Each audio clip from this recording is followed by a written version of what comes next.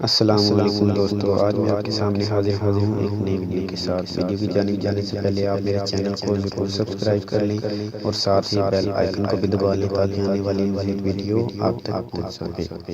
آئیے چلتے ہیں ویڈیو کی جانب۔ حضرت موسیٰ علیہ السلام فرعون کے دربار میں۔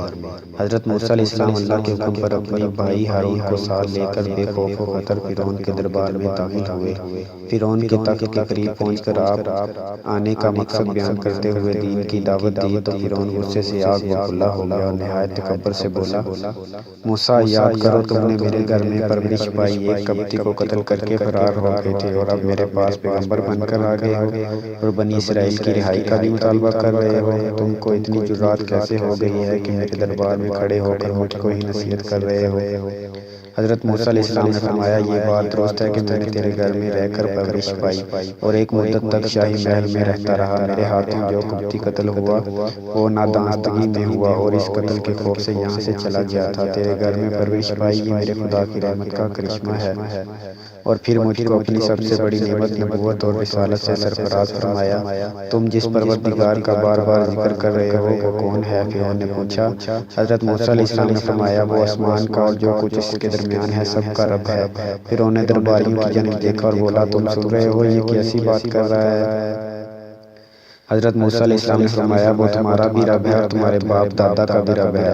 ابھی حضرت موسیٰ علیہ السلام کی بات پوری نہ ہوئی کہ فرعون بولا، اے قوم یہ تو بالکل دیوانہ ہے۔ حضرت موسیٰ علیہ السلام نے فرمایا، اللہ رب العالمین مشرق اور مغرب کا بادشاہ ہے۔ جب فرعون کے کچھ سمجھ میں نہ آیا تو وہ بول پڑا، جو قومیں گزر گئی ہیں ان کے بارے میں تمہارا کیا خیال ہے؟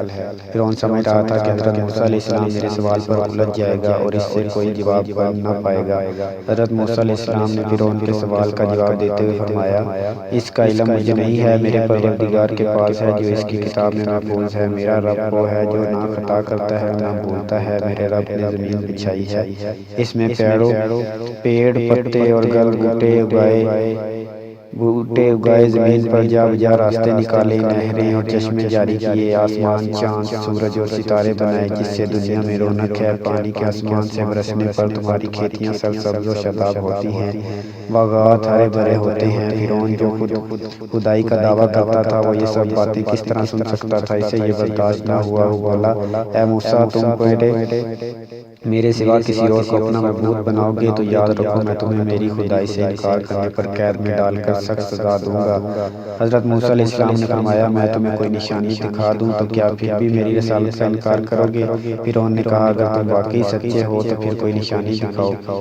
حضرت موسیٰ علیہ السلام نے آگے بڑھ کر بڑے دربار میں اپنا عصا زمین پر ڈال دیا، وہ عصا اسدے کا روپ اختیار کر گیا۔ حضرت موسیٰ علیہ السلام نے اپنے ہاتھ کو بغل میں لے کر جا کر باہر نکال لیا۔ حضرت موسیٰ علیہ السلام کا ہاتھ ایک روشن ستارے کی مانند چمکنے لگا تھا۔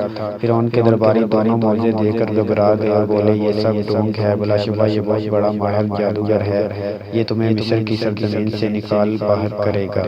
دوستو ویڈیو اچھی لگی ہو تو ویڈیو کو لائک اور شیئر ضرور کیجیے گا اور چینل کو ضرور سبسکرائب کیجیے گا۔